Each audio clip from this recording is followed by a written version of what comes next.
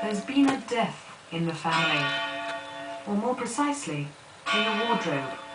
The Walkshort is no more.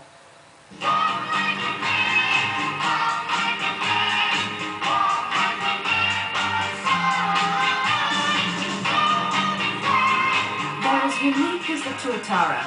No other country's got quite our combination of dress shorts, knee socks and sensible shoes. But the New Zealand Walkshort's fast becoming a dodo. In some areas it's died out completely, and many would argue not before time. They're conservative and boring. Shocking. Corny, colonial, old-fashioned. Fashion nil, disgusting, revolting, a New Zealand national disaster.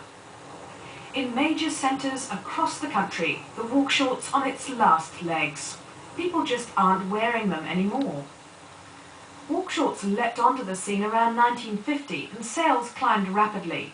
But from their heyday in the 60s and early 70s, when more than 160,000 pairs a year jumped the counter, sales of the classic polyester Walkshort have taken an irreversible dive. The last 5 years have been particularly brutal. No!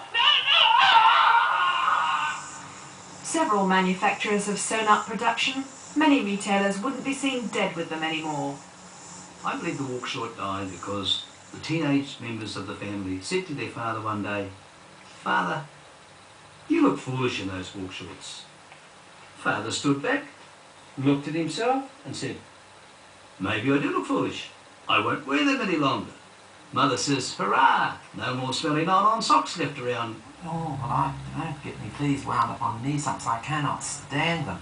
As with so many painful revolutions in the New Zealand way of life, it's social pressure which is forcing the change. Well, quite simply, it was jeopardising my marriage. My wife had said if I wear Walkshorts and long socks just one more time, she would leave me.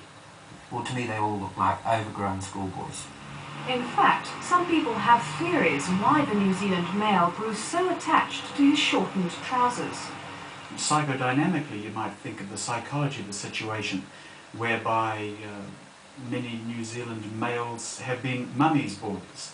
But being one of the lads has been very much an important part of New Zealand. We're all sort of children of heart, young boys, eagerly played along with the game by keeping themselves in shorts. So where did the Walkshort spring from? What gave rise to the crinkle of crimpoline and the reign of the long sock? Insiders in the trade believe they emerged like quarter-acre subdivisions in the wake of the Second World War.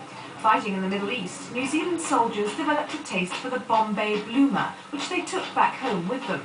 Operation Walkshort actually began in Christchurch. After extensive research, Midweek has established the Walkshort was invented here in 1952 in the tailoring room of Lane Walker Rudkin, where they're still sending hundreds of pairs to the front. But the real battle of the Walkshort didn't begin until 1957, when civil servants made a stand and won the right to don them for work.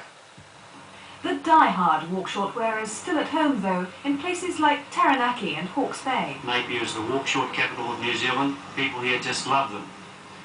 We just cannot get enough stock. It's just part of our national dress here in the Bay. But the Walkshort's not about to make a comeback. All retailers agree, as a fashion item, it's finished. But for the time being, in some parts at least, it's still alive and kicking. A last word from the knees of Napier. I never knew I'd